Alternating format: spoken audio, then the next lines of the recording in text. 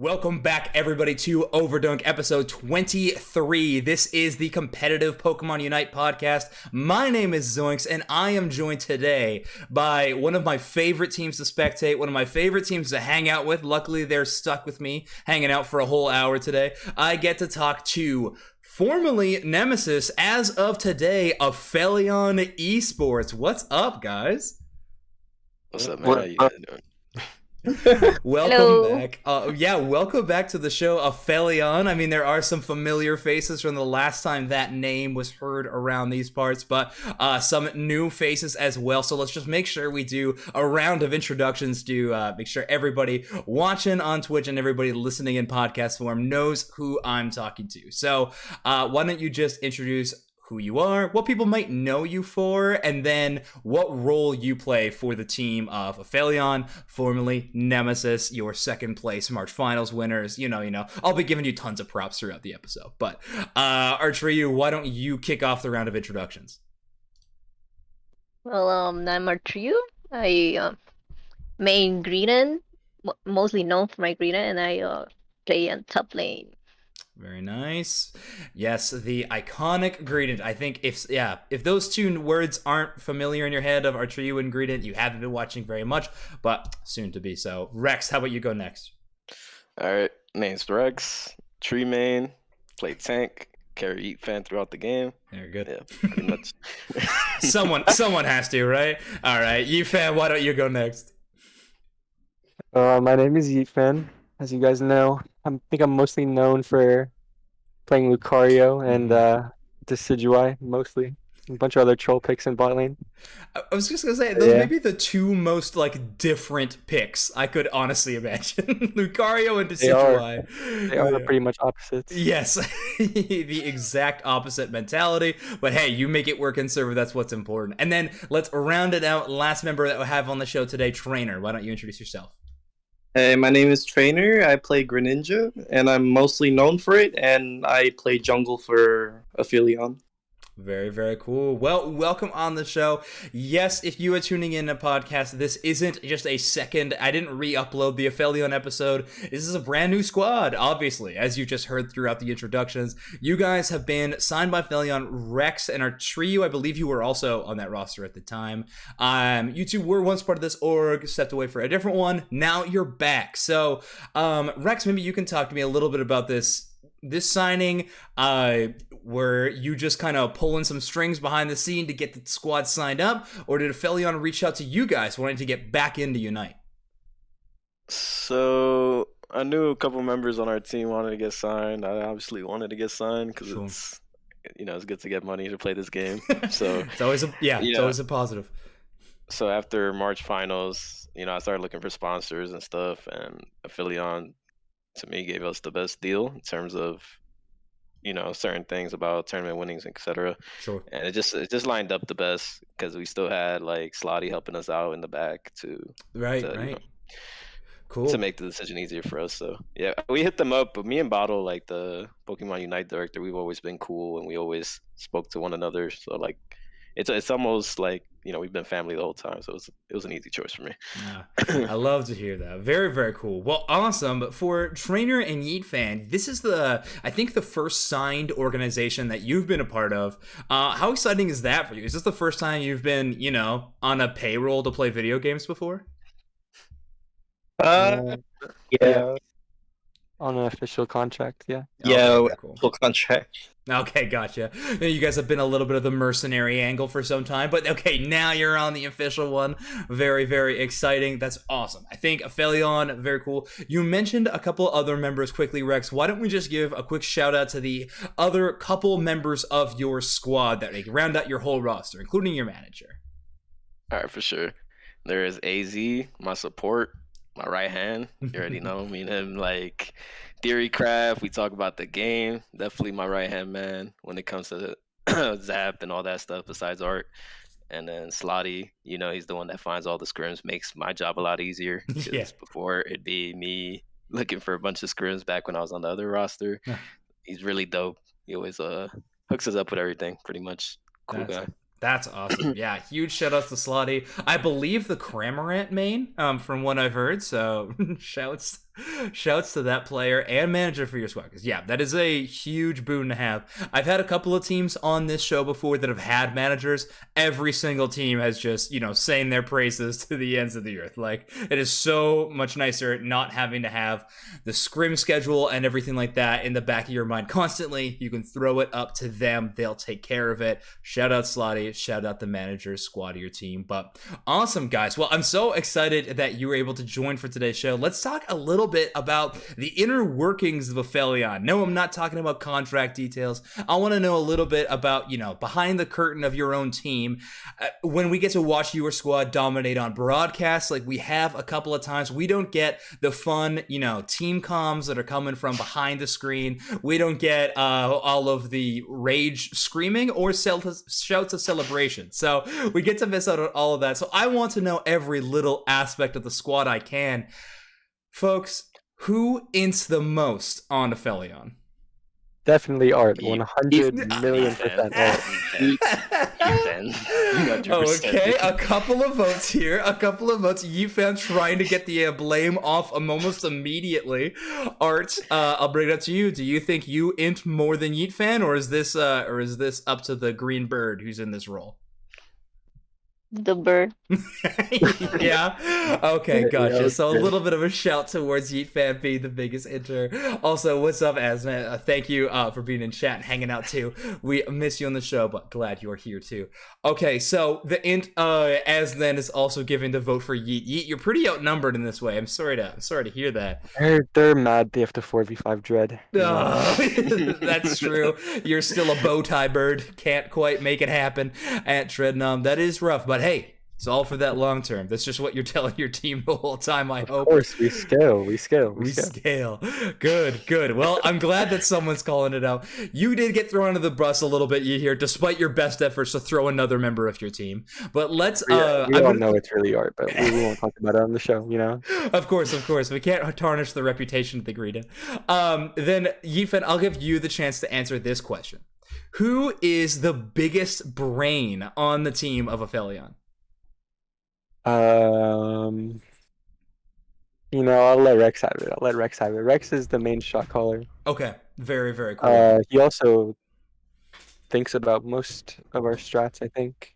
Okay, gotcha. And yeah. Nice. So, Rex, I know last time we talked about this, you were definitely you were still the caller on your team, but I think you had kind of begrudgingly taken upon that role, I think, last time I interviewed you. But I did want to ask, like, you've been playing this game for quite a long time now, since our first episode where we got to interview you. How have you liked, filling into this calling role on multiple different teams now?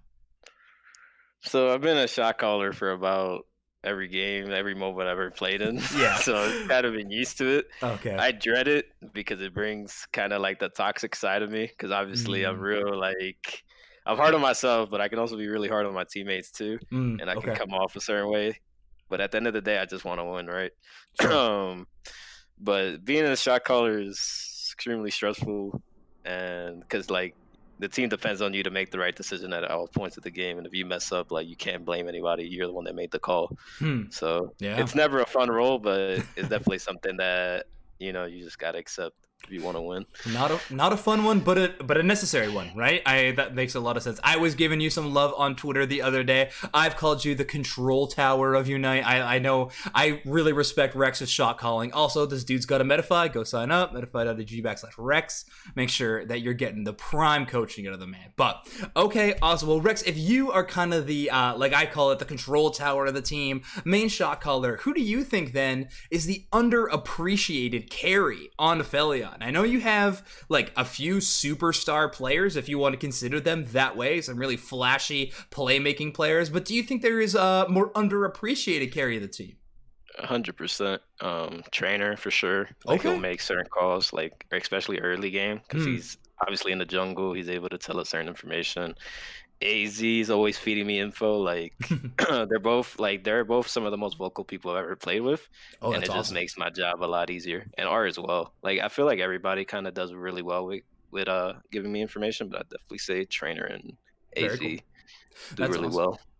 Trainer, yeah. So if you were a very communicative player, not every jungler in Unite right now is that, right? That is, I say, almost a more rare role. Top laners are usually, I'd say, the quietest amongst the gameplay, but junglers definitely have a responsibility to communicate often. What kind of information are you trying to feed over towards your bot lane, or of course your top lane duo of Artriu when you run up there? What kind of things are you trying to communicate throughout the game? Usually, I try to manage positioning of the enemy team because as jungler, I look around the map more often, and I also give advice on whether or not we could push or not. Sure. Usually, sometimes I tell them to go back and start farming for level advantages. Right. Yeah. Yifan is still a baby bird. We can't push. We need to run. I understood. That makes a lot of sense. Okay, well, cool. Well, guys, the final question I want to know to get to know the inner workings of your team, like I just said, everybody, who's the funniest team member on your team? Oh man, that's a tough one. Oh, There's a lot It's of Funniest. I don't know. I think Art and AZ are tied. oh, okay. Artriu and AZ tied for funniest members of the team. Okay, that's awesome. Artriu, do you find sometimes it's your role to break your team out of tilt? If people are getting a little too upset, do you like to be able to, crack a joke or try to lighten the mood? I don't know.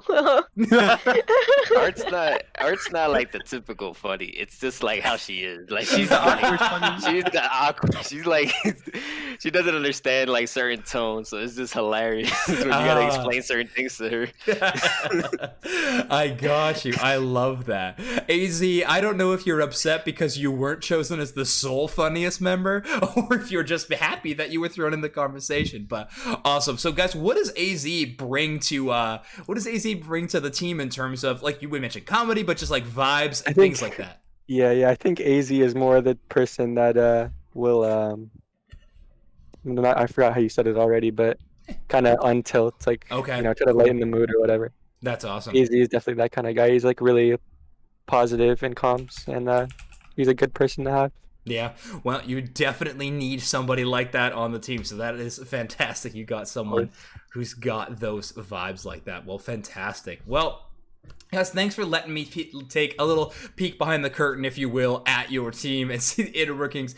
I notice you guys haven't been streaming scrims very much, which shout outs to you guys for being competitive. A little bit of a bummer for me that I don't get to watch your scrims all the time, but fair enough. But let's talk about a little bit about these recent events that we've had. Let's jump back, if you can remember all the way there, to March finals, right? This is, I think, the biggest amount of success that your team has gotten ever since, and what a place to do it. You secured your spot in top 4, headed into Aeos Cup and all that, a really fantastic run. And you guys were playing a team comp that took pretty much the entire tournament by surprise. So we have a lot to talk about March finals, but first off, I heard that Yeet was in a little bit of a sticky situation at the start. Yifan, please tell me a little bit about the morning before March finals kicked off.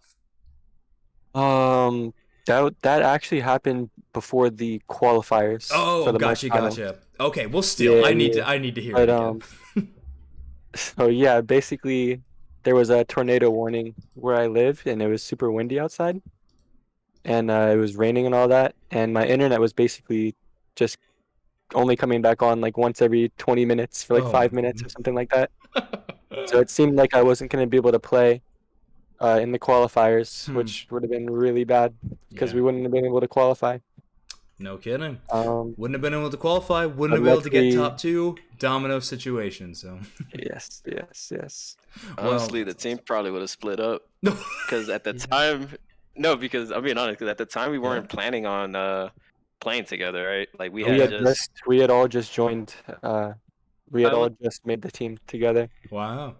We had what do you want to say? Go ahead, Jenny.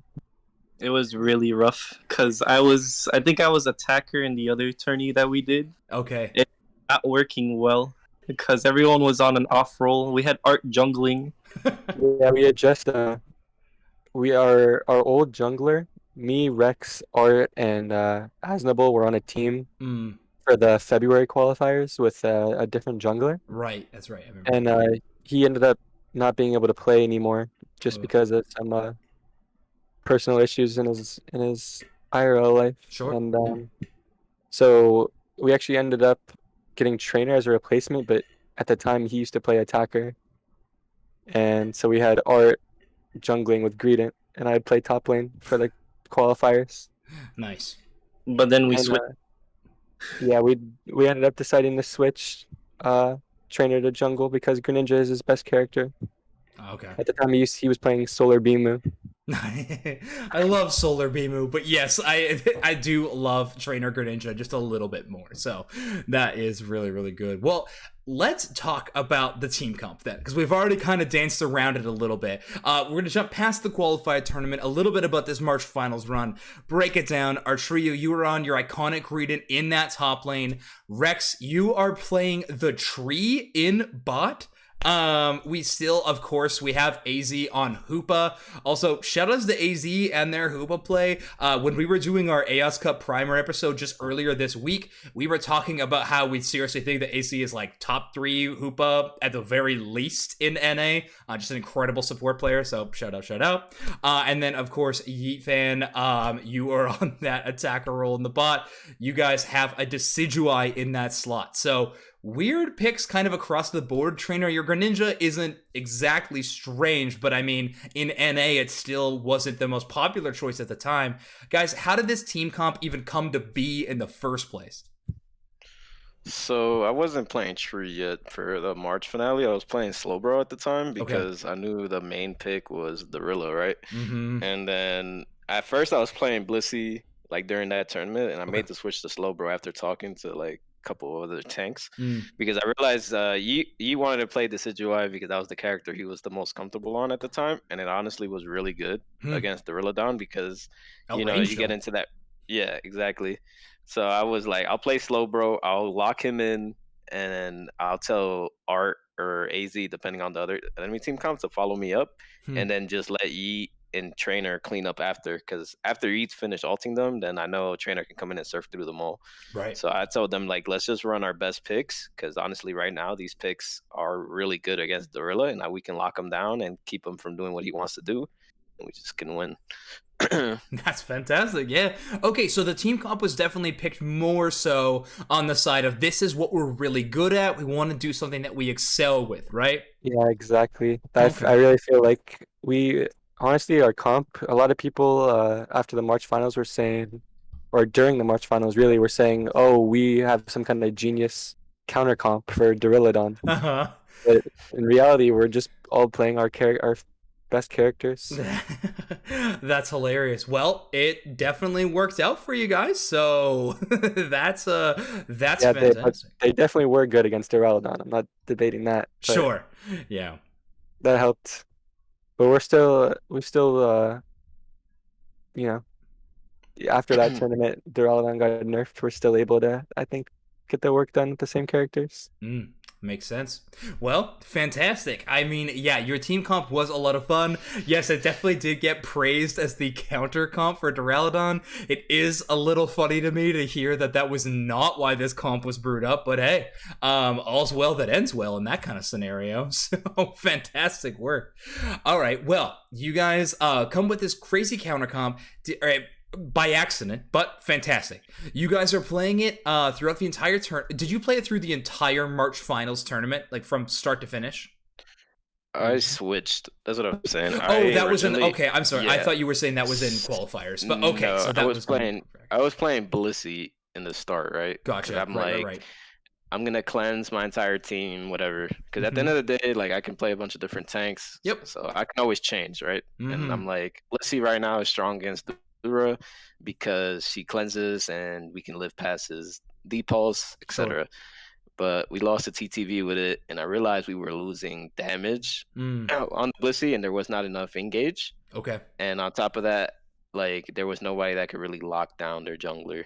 So I was like, all right, I'm just gonna play Slowbro, and I'm gonna go in, and I'm just gonna lock people down, and then just believe in my team to finish cleaning up. So that's why I switched to slow bro. And then from finals, honestly, we 2-0'd everybody all the way up to the grand finals reset. So it worked out pretty good. Yeah, no kidding. Well, let's talk a little bit about your bracket run here. So you right off the start, you were paired up against IX Gaming, not an easy opponent by any means, but you're able to take them down. Wait, I am looking at the right bracket, right? Did you play IX first? Did we? No, I don't think we No, did. I'm looking at the wrong bracket. That's something else. All right, that was like that was a main bracket. Okay, no matter what, guys, you able to go through on a really, really nice run. You were knocked down to losers by GG, right? Mm-hmm. Okay, got you. You're knocked down by GG. You make the adaptation. You run it all the way back up through losers to make it to the grand finals to play up against Blossom. Talk to me about this run. Were there any like really big games like throughout the losers bracket? I know you mentioned you were saying that you were 2-0ing most of your opponents. Did any of them feel like really close or like real banger matches? The hardest matches we had the whole tourney, and I know it kind of sounds dumb because we did end up losing up Blossom, was honestly against Full Send at the time when Redlow was still on the team. They were, you know, I'm not gonna lie, they were definitely diffing us. Okay. And the issue was that I think that played dividends for us was that they were coming off a hard loss to Blossom, and then I guess I heard that Celestial was mental booming or whatever, but they were still doing really good, right? So during that time, and we knew that we needed to play well, even with us things not going our way, like the dreads, whatnot. Sure. We had like there was those two games, like it came down to us only having 2 pads while they still all had their pads, and we ended up just winning at zap fights. Those games were definitely the hardest, because we lose those two, like we go home, we don't make top 4, and it's all that stuff that comes along with it. But yeah, like we definitely had to dig in and play from behind both those games and figure out a way to win, because there was definitely a couple those 2 games. There was definitely a couple times we could have got Yamada, and we even had the time to, you know, to come back and win. Okay, well, awesome. That's really fantastic. The Full Send, of course, is an extremely strong opponent. You're actually going to be having them in your group in Aeos Cup this time, a slightly different roster. But, of course, you are going to be going up against Full Send again. I like this little bit of Nemesis Full Send rivalry. A little bit, depends on how you want to describe it. It's going to be an exciting one. But either way, the tournament ends with you guys making it, and you get to do the bracket reset, but eventually, unfortunately, you do fall prey to Blossom in this tournament. They make some adaptations, try to outplay your composition a little bit. Guys, why do you think that run ended just after the reset? Did you feel that your team just ran out of steam a little bit? Did your comp get solved? There was a lot of talk about what went down in that grand finals. How about you guys? So the issue was during that was that we didn't have trainer on comms the entire grand finals, even before the resets. His phone had died or whatever, so we were kind of playing with just the 4 of us, and then just trying to hope and pray trainer could somehow know what we were thinking, and that was kind of difficult because obviously they were running counter comps for us, right? So I couldn't help tell him what I wanted to do, and and I'm sure it was hard for him. I mean, he could probably explain his side of things. I never really talked to him about it. We kind of just pretended like it never happened. It just never happened. All right, trainer, what was it like playing dark in the grand finals of a monthly final? Honestly, I just went through what our usual strategies are, like going through bot, and I try to assume what Rex would want to do. But until the reset, I kind of got mental boomed a bit, and I stayed top for like a whole minute or 2, which was like our disadvantage.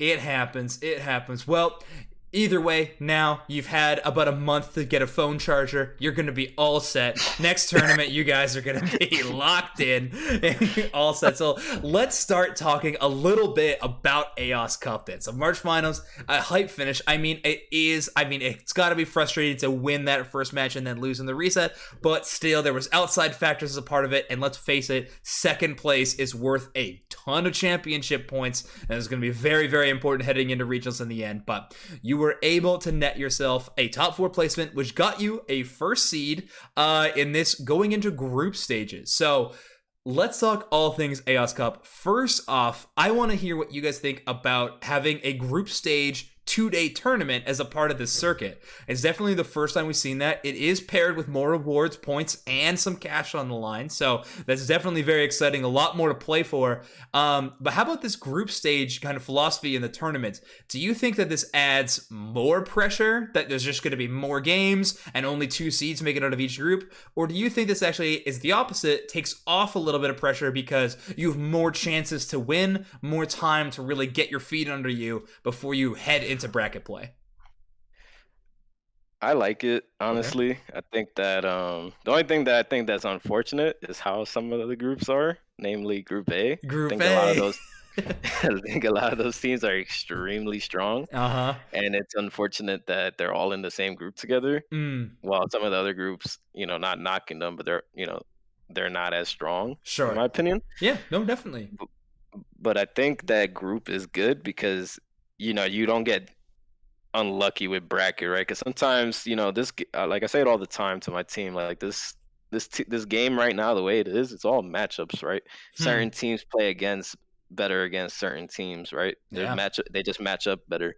So now in group stage, at least, like, if you're gonna make it out, you deserve it, and it's not a fluke, right? Because you got to play everybody once. It's not like you beat somebody and you make it a quarters or semis or whatever. Like, you got to play everybody once, and then whoever the better teams are, they're gonna come out of those groups.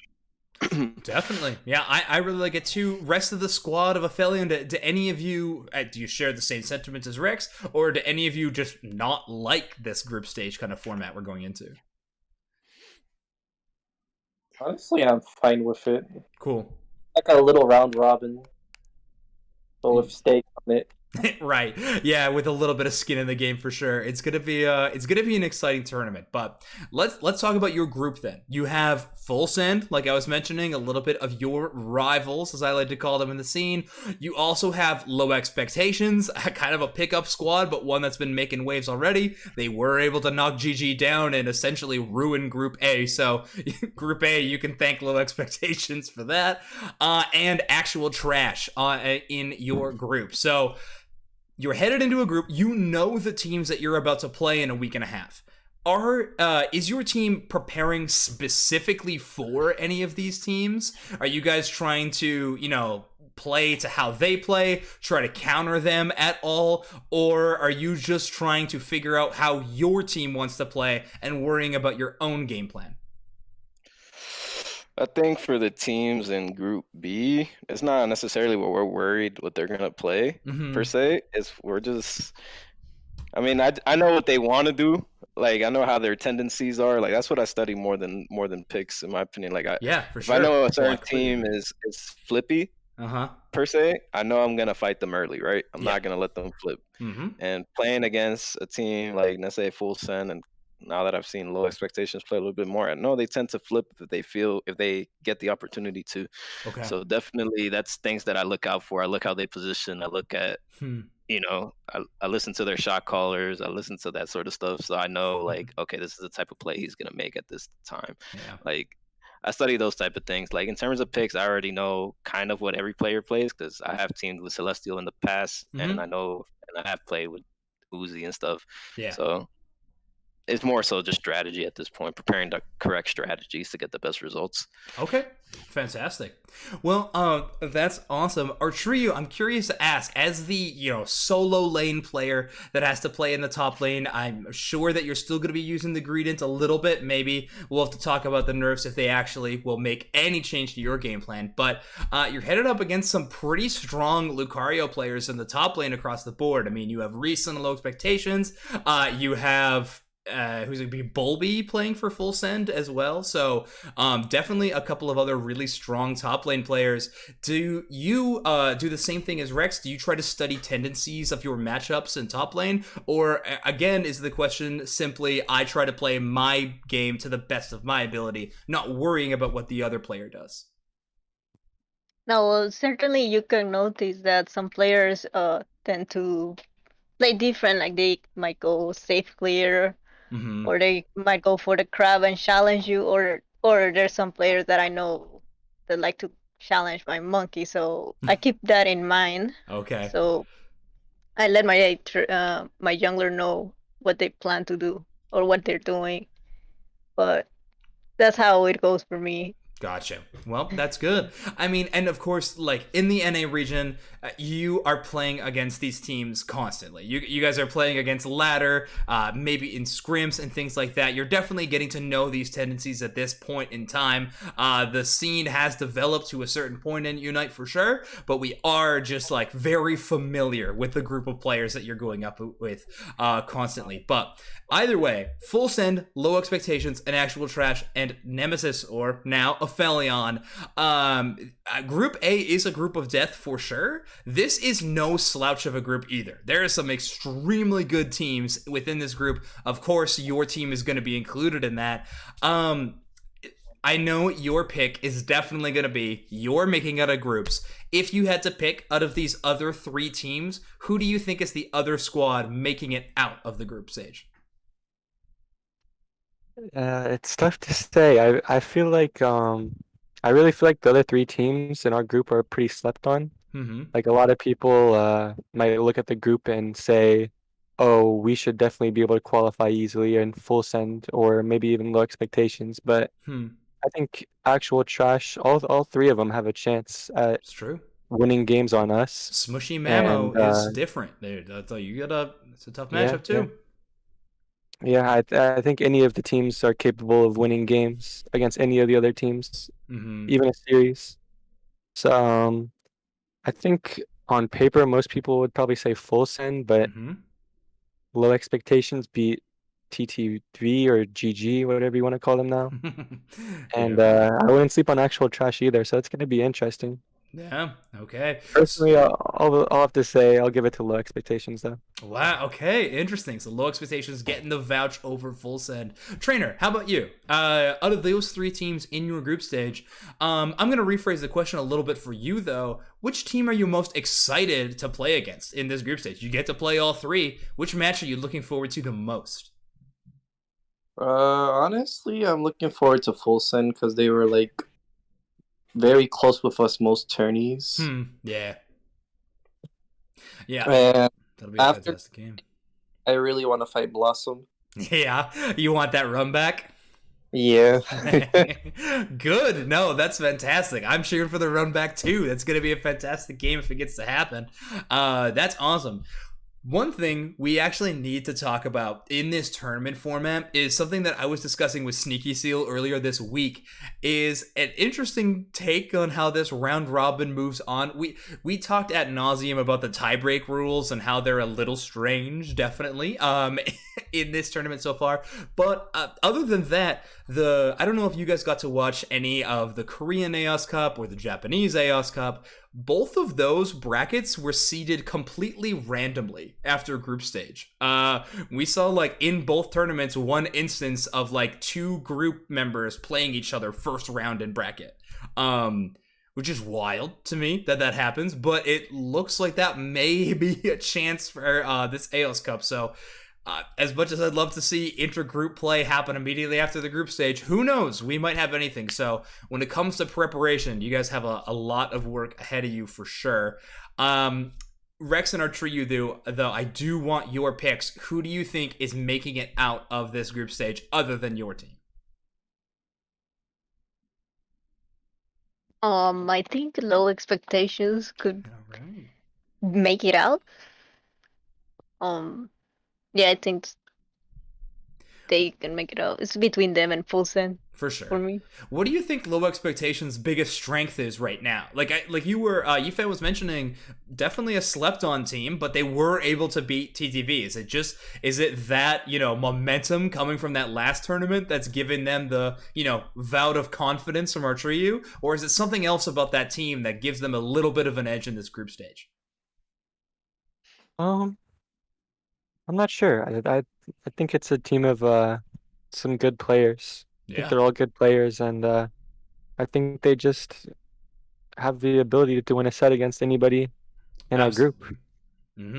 Absolutely. I of course I have a lot of friends on that team as well. I'm rooting for them. I think they're a fantastic squad, but they're in a group of other fantastic players for sure. Rex, your vouch, are you also going with Low Expectations, or do you think Full Send is going to be joining you guys on the way out of group stage? I'm a big fan of Uzi, So yeah, baby. I love Big Uzi. I want Big Uzi to win. I think he's been putting in the time. True. And from what I know that Full Send hasn't been playing as often. Yeah. So I think it really comes down to how hungry Low Expectations is, and I know they want to win, and I know they want to show that they're a good team. So fair enough. I give it a big Uzi and Co. Awesome. Well, that's good to hear. Yeah, no, shout out to Big Uzi. I'm so happy you're here too as well. We love Uzi on Overdunk. But guys, last thing I want to talk about Aeos Cup before we get into the myriad of in-game news that we have to break down, discuss, is honestly, guys, your reputation of Nemesis, or now Aphelion, but the Nemesis name is definitely an interesting one in terms of how people talk about your team in power rankings. Now, you did place second in the March finals, but I don't see that many people considering your team to be even in the top 3.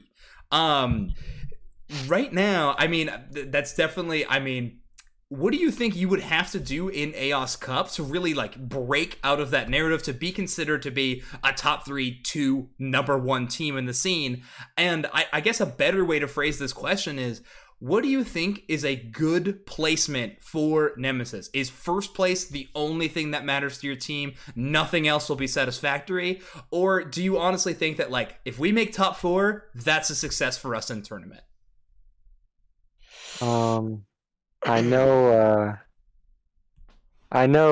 top 4 is a success, and Okay. but I'm sure I think everybody on our team really wants the first place. Right. I think that's a good way to put it. Being like, listen, top 4 is the goal, obviously, but we know we can win first. I think that is a good answer to that question on this kind of abstract test I put before you.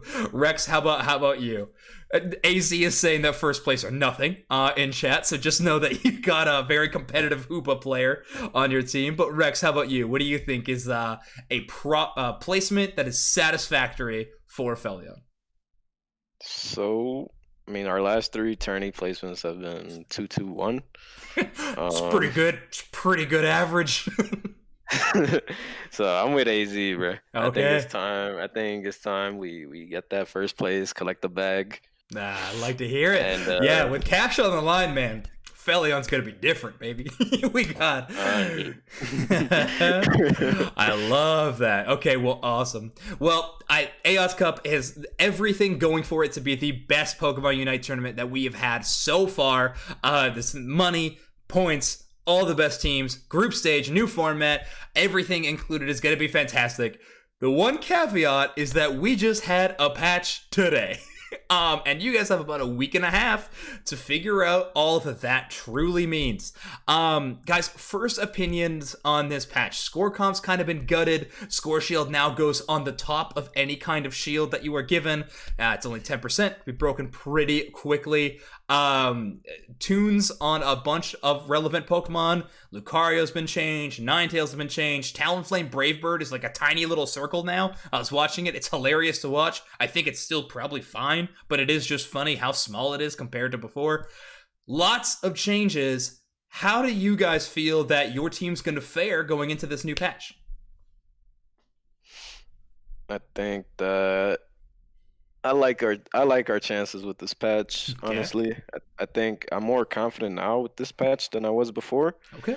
I think that it's gonna be more so about initiation in team fights than it is about who can buddy barrier the best, right? And yes. A lot of the times, like especially in the G4 tourney, I just felt like I would get like really good initiation sometimes, but it would all be like nullified by like 3 buddies that came out of nowhere for our Venusaur. Yes. So I'm just there like, what I do all this? I did all this to just not even do any type of damage to him and just a bunch of buddy barriers on top of him. So right, the Protect the President was strong. That that tournament.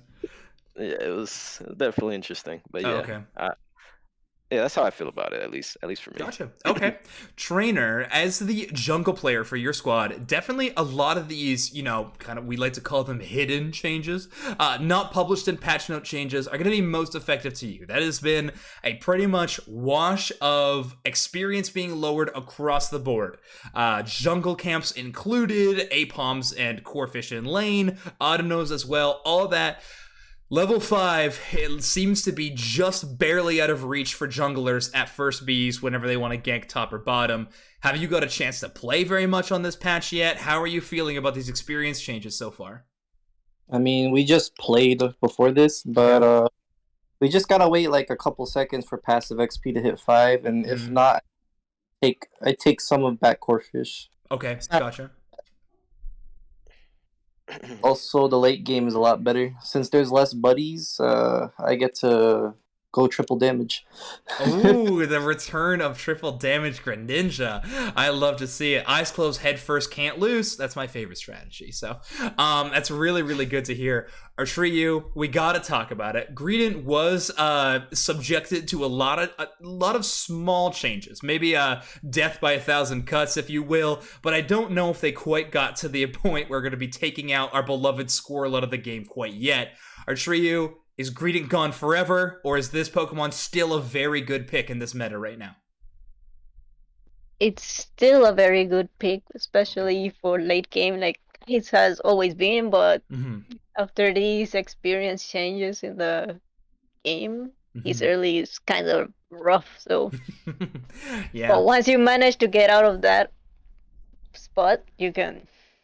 Gotcha. The squirrel is back. The squirrel is back. So now, not only is Yeet having to claim in comms that he's just scaling, it's fine. Now our Ryu will also have to be shouting that they are scaling, it's fine. Ooh, that's too bad. But okay, well, as soon as you hit those level spikes, you'll definitely be moving on. Guys, I've heard some interesting talk about other regions, especially outside of NA, have done a lot of jungle splitting, making sure that experience is divvied out, trying to rapidly reach those power spikes on Pokemon, especially the level 4 evolutions like A9 and things like that.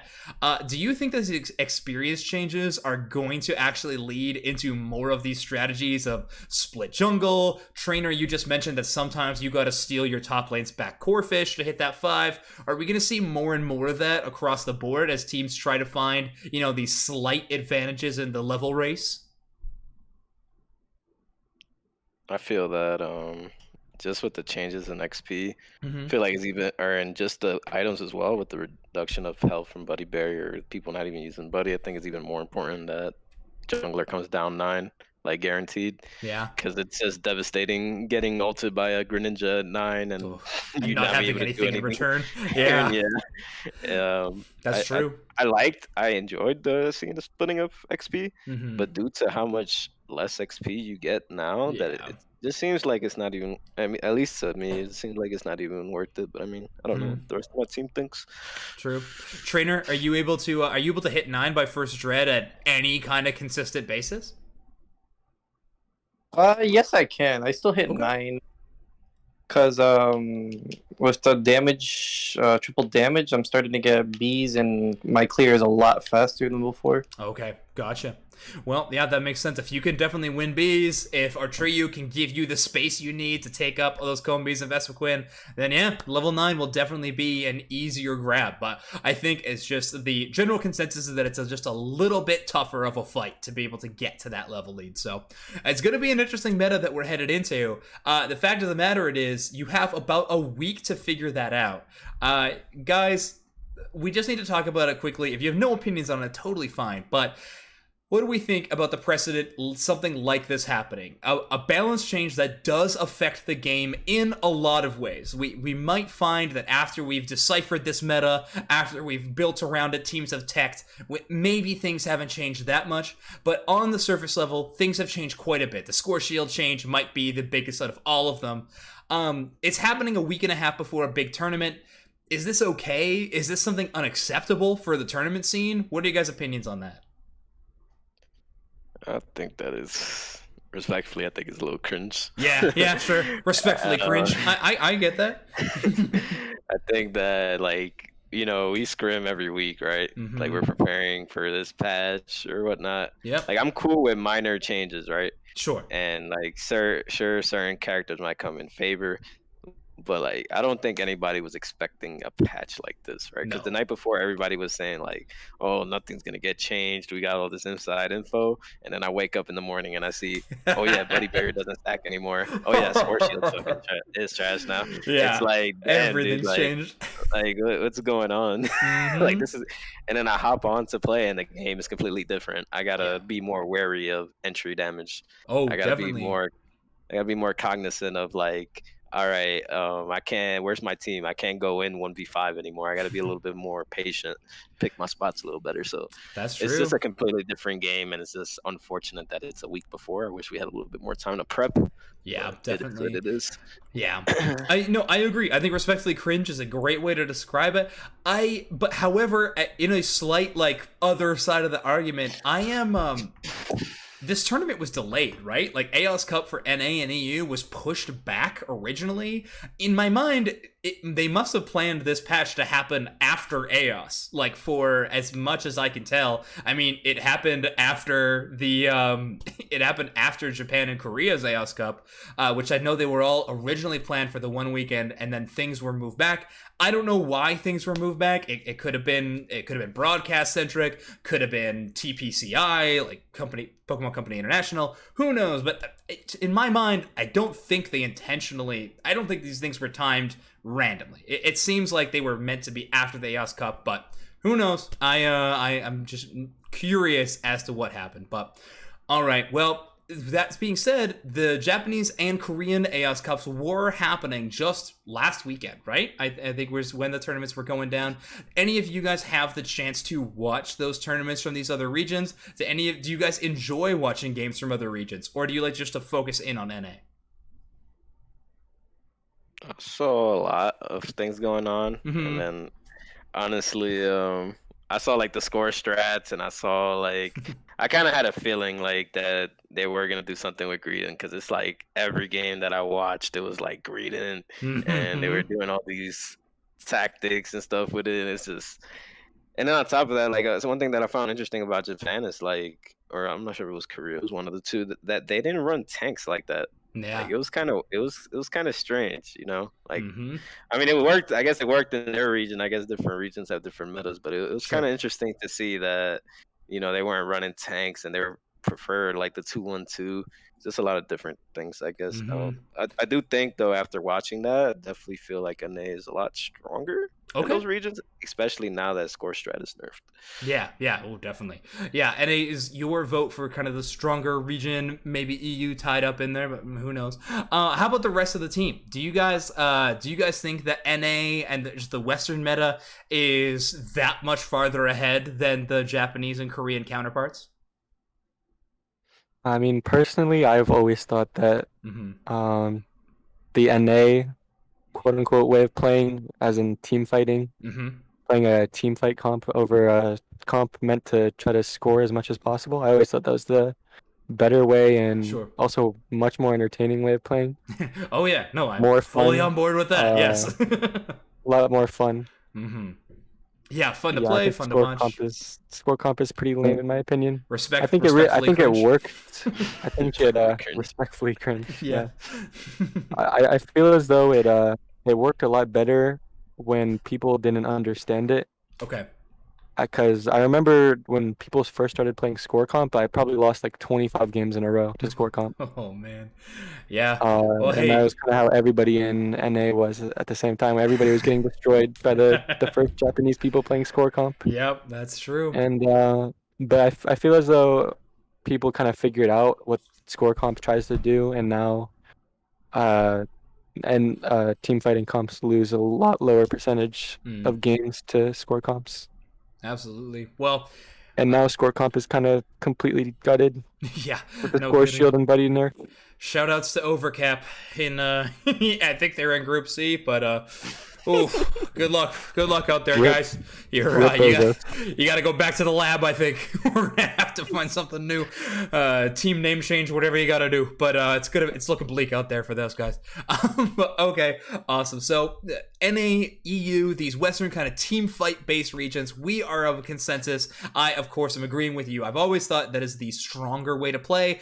Even showcase in Japan, the anti-score comp is the one that won the entire tournament. So shout outs to them. They were able to decipher a way of how to beat it, implemented it very well. A lot of jungle camp splitting just to shut down these split pushes, but it worked, and they were able to take on the championship. So there we go. There's all of our proof, and now that point is kind of moot because the score shield doesn't work anymore. So who cares? But that being said, Worlds is coming up way sooner than I think a lot of us could think. Just honestly, a few months away.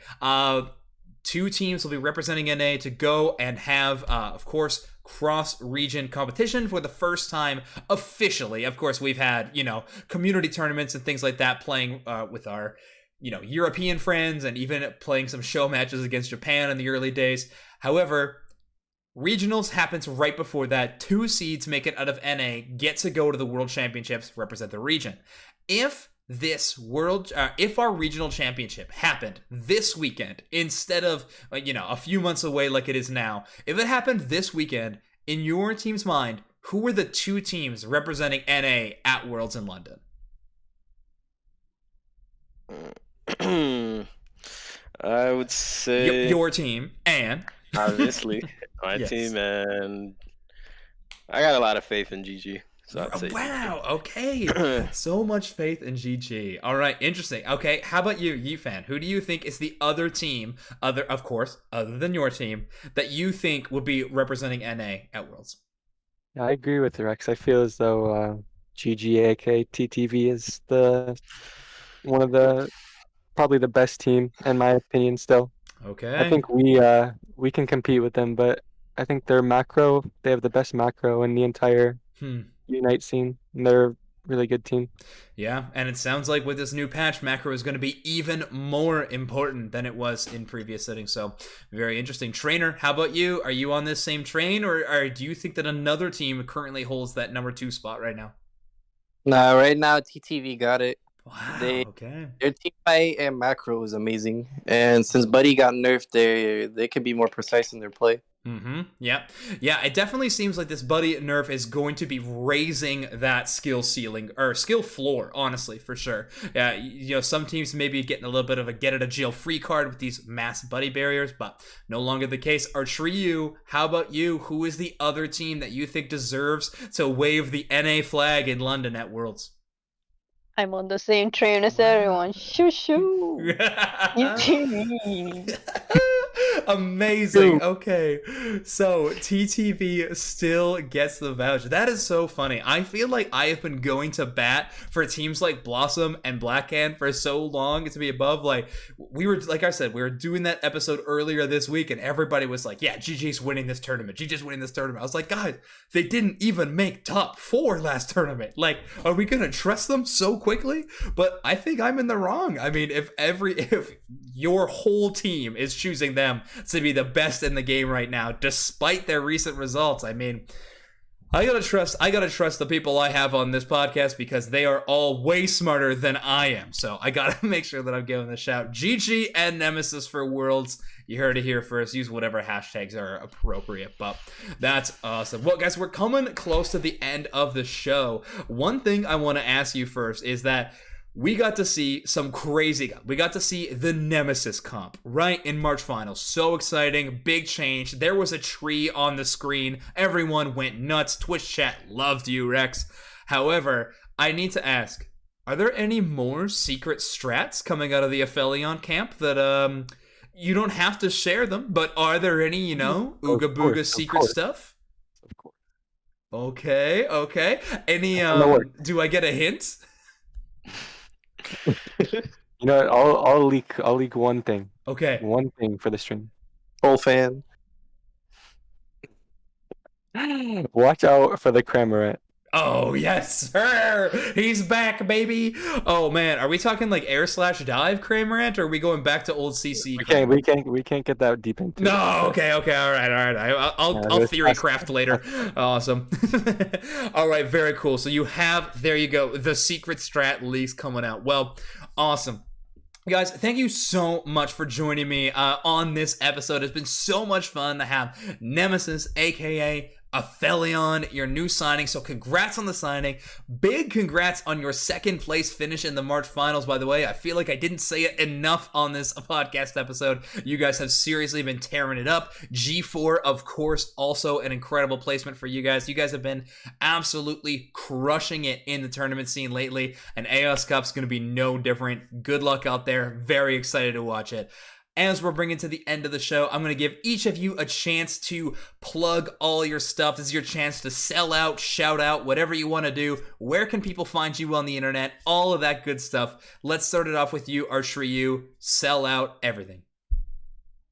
You can find gameplay of me, my Twitch. I stream sometimes twice a week, but I plan to stream more, and my Twitter too.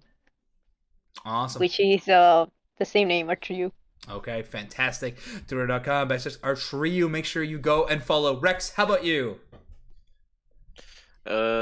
Rex AE, pretty much for everything. Pretty cut and dry. Fair enough. Twitch, Twitter, etc. Okay, awesome. Hey, plug that Metafy too, Rex. Come on. All right, yeah. Metafy, for any of your coaching needs.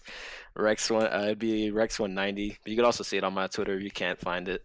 Metafy itself, for sure. Cool. I'll well, help you guys with anything you need. I know everybody listening is already on your Twitter profile page because we sent them over there to go follow. Make sure you do it. Yifan, how about you? Where can people find you on the internet? Anything to plug? Anything to shout out? I actually don't use any social medias. Oh, gotcha. I mean, unless you want to count Twitch, stream. Do it. Very rarely. I'm a horrible streamer. Well, if you want an inside look on my Twitch is just Fan, yeah. Sounds good. Well, you heard it here first on the podcast. We're no longer seeing the green bird from Fan. It will be the blue cowboy bird, so everyone get excited for that. Trainer, how about you? Anything to plug? Anything to shout out? Only Twitter, which is LGC_0718. All right. Yeah. Gamer numbers in the app. I love to hear it. Make sure to go follow there, everybody. Also, shout outs to your manager, Slotty, as well as your last member of the team who unfortunately couldn't make it, but AZ as well, Azable. Fantastic support player. You guys are going to tear it up. Congrats on the Aphelion signing, all that good stuff. Quick Unite mics, plugs, and things like that. We've had a bunch of content on the channel recently. We got a couple of episodes of Overdunk that have come up pretty rapidly. This one, of course, is going to be up on YouTube, youtube.com/Unite mics. Make sure you go follow there. Our podcasts, plural, Overdunk and Late Night Unite are all published there as well. So make sure you go check out the videos. And if you want to listen to this in podcast form, Overdunk is on every podcast thing you can find. So Google Play, Spotify, Apple, all that good stuff. Go on there. If you listen there, why don't you leave a 5-star review? Helps other people find the show. That'd be awesome. So, but all of that aside, thank you so much for joining. They have been Aphelion. I have been Zoinks. Thank you so much for joining Overdunk, and we will see you all next time. Goodbye.